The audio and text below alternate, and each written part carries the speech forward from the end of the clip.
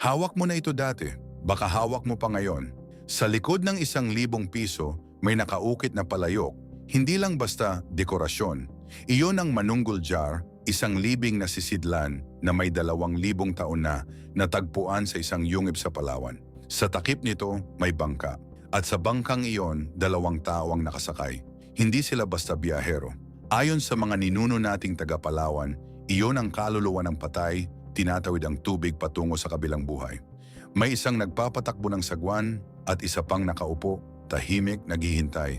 Ang buong pananampalataya ng ating mga ninuno tungkol sa kamatayan at sa kaluluwa nandoon sa isang piraso ng luwad na nakaprint sa pera na ginagamit natin araw-araw. Pero walang nagturo sa atin kung ano ang ibig sabihin nito.